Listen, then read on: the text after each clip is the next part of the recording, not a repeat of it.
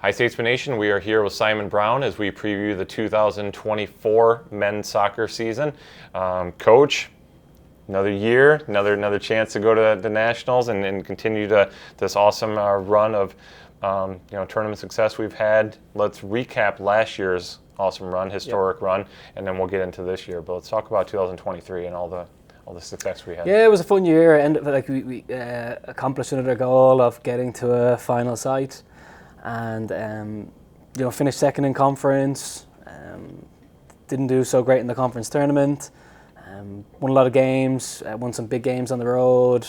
It was an exciting year. We had a lot of new faces. Last year was a kind of a rebuild year. We weren't expecting us to do as well as we did, and we stayed in and around top 20 all season. So again, it was a great year for the program, and if anything, it just lit a flame under the guys that are here and they're going to be the seniors about what could be when you're 4 games away from winning a national championship. We don't feel like we're in a place now where we're in it to make up the numbers, where that was probably the case in the last couple of years. So again, nothing but good things to say about the group last year, and they gave everything for the cause, and we're just trying to build on it this season.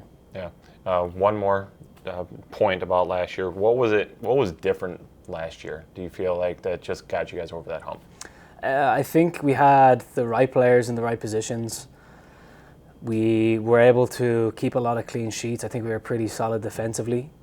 No teams weren't scoring. I think we had 9 or 10 clean sheets. It was equal the shutout record, which if you're not conceding goals, you have a chance every single game to win. If not, you're tying. So I think it was important for us to have a good basis about ourselves, and that credit to the players that we had in the games where we weren't conceding a lot of goals. And I said it just gave us a better opportunity to win games when you're not conceding. And that's kind of being our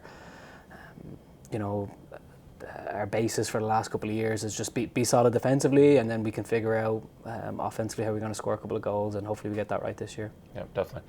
All right, recruiting wise, you had some pieces that you had to fill in, but obviously a nice chunk of returners. So recruiting wise, what were you looking for?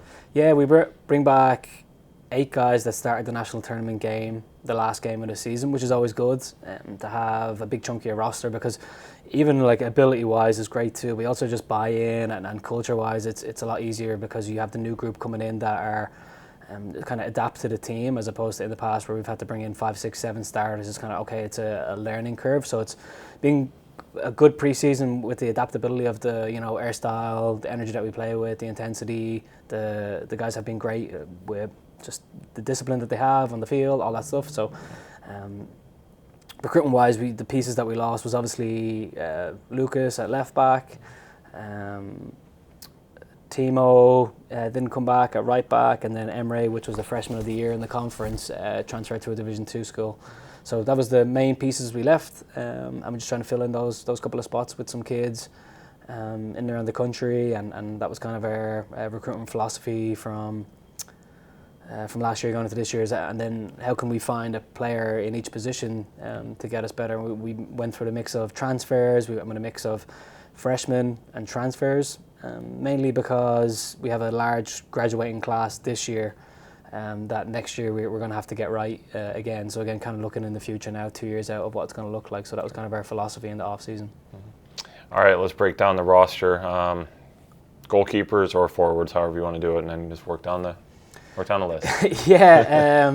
How would you like me to do it? Go through positions? Positions and key players at each spot. Yeah, some of the returners we have, Sean, Kevin were here last year in goal. Victor's a new kid. At the back, Eden was a All-American last year. He's a senior captain this year. Alessandro's been here all 3 years, so our centre-back pairing has been together for 3 years, which is fantastic for us. Like I said, they know a lot of everything that we do. We brought in some cover behind them in case anything goes wrong or if we need to change formation. And we had an All-American from Jones Community College come in late in. He's dealing with some hamstring stuff now, and then we have a couple of Masters kids come in as well. So we have an older group coming in competing for that. Dan was here last year at the back. He started the national tournament game, and then we had a couple of guys come in at left back to try fill in for Lucas that graduated. In the middle, we have probably our biggest turnover improvement area. We brought in Matthias. He's a 6'5" Masters kid from Spain. Conor O'Reilly's coming in for 1 year. He was a D2 All-American at Notre Dame that closed. He was their captain. He's going to come in and help us out. And then we have kids like Connor and Nils that were here last year that are going to be a big part of the buy-in to the program. Miguel Menendez, higher up the field, started the national tournament game last year. Hugo started, Luigi started the game, and Tim came off the bench in the game last year, so working up the field to the forwards.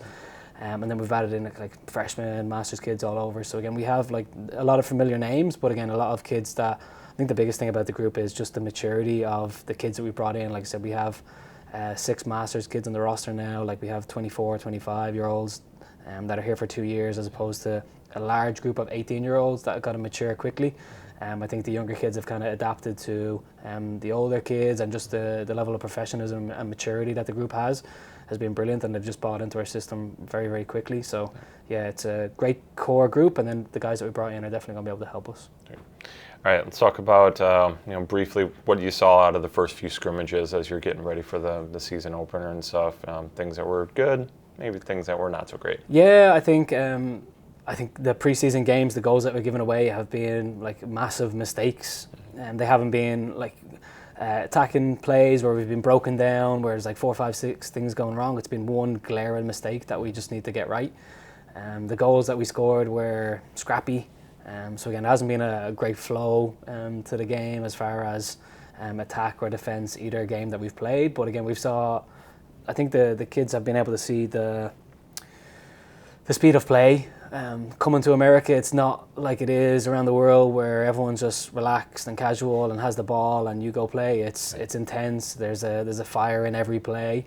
And I think that's the biggest thing for our guys is I keep on using the word adapting, but like the speed of play is massive over here, and we play probably one of the fastest games in the country, and with how we attack going from back to front, like we're one of the most intense teams out there. I think the guys buying into that is going to be massive in the way that we play. So again, we think we're pretty set with a lineup. We think we're pretty set with a formation. But I always say this, and I say this to every kid every year, is that the team that starts the first game of the season is never the team that finishes, the 11. Yeah. For motivation and just for dead honesty, like kids that we have done well in 2 weeks, it's a tough assessment. 3 months probably gives you a better idea. So again, we'll see who's fitted in well in the first 2 weeks, and then if they can do it in the game. And there's a couple of guys that haven't had the opportunity, that maybe didn't show well in the first couple of weeks of preseason, that might have an opportunity toward the end of the season to either make the squad or make the team, then coming off the bench, or start in a national tournament game. So again, there's lots there for us to work with. Yeah, for sure. All right, schedule-wise, you guys start up with Morningside on Wednesday. Strong opponent. You're going to play Briarcliff. You've got, a nice, assortment of, conference games. You guys get a bunch at home this year versus last year. So let's talk about the non-conference and how it's going to prepare you for what is always going to be a tough heart. Yeah, we're very intentional with our scheduling this year. We scheduled 4 teams that went to the national tournament last year in our non-conference of the 6 games that we have. And then the way we've kind of staggered it is, we always want to play one of the best teams in the country. Oklahoma Wesleyan has been perennial top 10 team. We played them away. Like, we're known for, we'll play anyone, anywhere, anytime, and we'll never shy away from the game. It's probably got us into a couple of national tournaments with at-large bids, just with the respect of win, lose or draw. Like, William Penn will play anyone and they'll give them a game and they'll be up for it. And I think that is like kind of our name out there now, is how everyone perceives us. But as far as the schedule goes, like I said, we start with Morningside, always a tough game, always a close game. We tied with them last year on the road. We have picked up a new opponent in Ottawa. We're playing a lot of KCAC schools this year, the teams that finished first, second and third in the conference. Ottawa went to the national tournament last year. We go to Waldorf, we just need more games that are close because we can't stay in hotels. They're always a solid soccer program. They're close enough where we can drive. Oak Wes, like I said, national runner-up a couple of years ago, make the Final Four, Elite 8, they're always thereabouts. Just dealing with their coach there, we've always had a conversation about making it work. It's like, listen, we'll just come down and play you. Like, we'll just figure it out. We don't care. We'll come play you, and then we owe friends from last year as well. And then we're hosting kind of a tournament with Grandview that we're trying to get going, where we're bringing us and Grandview are playing Briarcliff and Concordia and Olivet, and Briarcliff and Olivet both went to the national tournament last year. Radcliffe won their conference, won the national tournament game. So we played teams that, of the 3 conferences we played, they all finished first in their regular season or won their conference tournament. Some of them did both. So again, the way we've done it is Thursday, we're doing 1 game Friday, 1 game Sunday, 1 game Thursday, 1 game Saturday. The reason being is when you go to a national tournament, you have 1 day off. So again, if we get to a final side again, if we're lucky enough and we win that game, we need to be ready for the quarterfinal game, and I don't think we are now. We've never had that experience, so I've scheduled 2 of them back to back, just to see. We need to just be able to go through it. So again, we'd be very intentional with like Olivet wanted to move it forward. I was like, listen, I want to play the game the Thursday, Saturday, so that like even if things go wrong, we know when November comes that at least we have this in our mind about how to recover quickly, get ready for a game quickly, and go out and play against another top opponent. We've been very intentional with that, so that if we do come to that, we're ready. Yep. All right, and the Heart, I think we've determined, 4 national champions in the last 5 years, so 6, kind of dominating the NAI landscape. Not going to be any easy nights, so just talk about just preparing for that and where you guys kind of figure you might be able to fall in. Yeah, obviously there's some quality teams out there, and there's some quality teams that I think like 1 through 6, 7 could go out there and win a national tournament game. And there's like a bunch of schools that can win a national tournament like on any given year, and you see that. I talked about it in the Heart press conference. Like I think there was a couple of years where like who is the best, and I've been in this conference 7 years, and for the last 6 years there've been 4 of the last 6 national champions. The year where it wasn't national champions, we played Bethel and we played Kaiser. Both of them won national champions. So every year we've had to play against a national champion. So our guys know what it's like. They know what it's like to compete against the best, and like we want to be one of the best. We don't just want to make up the numbers. Like I said, we don't just want to compete and go to national tournaments. We want those things, and it's a scary thing to say that you want that, because you have to back it up with your performance. We have to back it up with our recruiting. We have to back it up with our training. All those things. So just to get ready for the Heart, we have hopefully the core group of 8 guys understand what it's like, and we have a lot of European guys. They come over and we have a league system where it's like it's okay to lose a game or 2. Here it doesn't really work like that, because you get punished so badly for your losses and your wins. Sometimes if the top 15 teams ahead of you win and you also have 2 big wins, you don't really jump, but as soon as you lose 1, you're bombed like 10 spots. So trying to get them to understand like the league system, how it works with the playoffs, mix all in, will be a challenge for the newer guys. But yeah, hopefully the core group of guys that we have, the kids are the one on the pitch, they're the one playing the game. Like I can prepare them, I can speak, but the experience of the last 3-4 years of the group that we've had that have played these games, hopefully that carries through the tough games, the home games, like never having a day off. Mentality is going to be really important. Definitely. All right, let's put a bow on it. Let's talk about the keys to success, what's it going to take for you guys to reach the goals that you set for yourselves. Yeah, I think first and foremost, we just got to stay healthy. I think we need our best players playing all season.